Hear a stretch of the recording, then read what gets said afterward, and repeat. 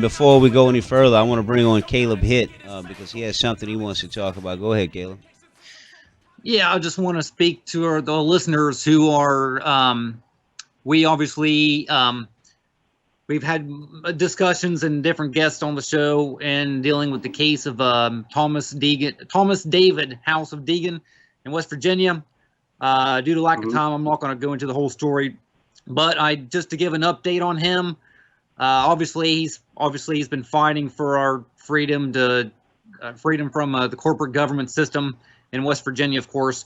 But at any rate, I actually talked to his mother. She tried to get a hold of me. I talked to her on the phone last weekend, and she wanted me to tell people what's up with him. He was sent to the Huttonsville prison in West Virginia.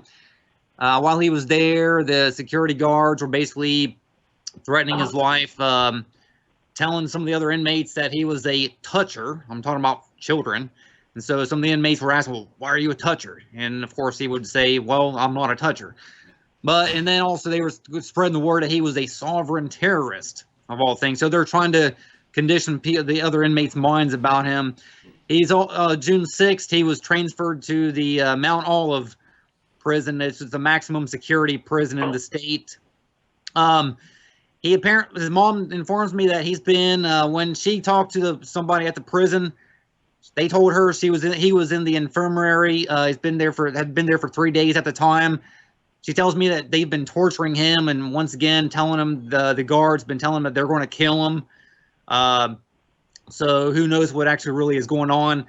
But for those who want to, if those who remember us talking about him, of course, wish to send him an encouraging letter, you can write directly to Thomas at the address of Thomas Deegan, OID number 3559707, Mount Olive Correctional Complex, 1 Mountainside Way, Mount Olive, WV, zip code 25185. I can also say that Phil Hudock, who we've had on the show, and also his fellow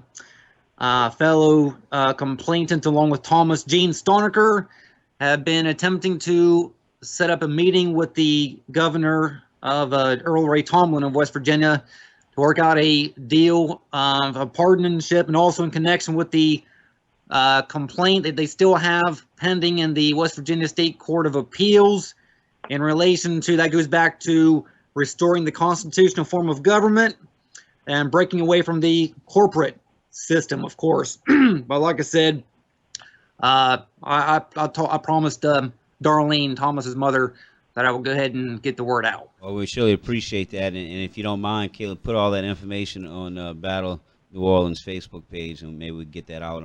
I'm planning on sending them a letter for sure. Sure. Yeah, Any you can also check that out on the full on updates podcast, on whodoc.info. Okay. All right. Great. That sounds great. Appreciate that information there, Caleb.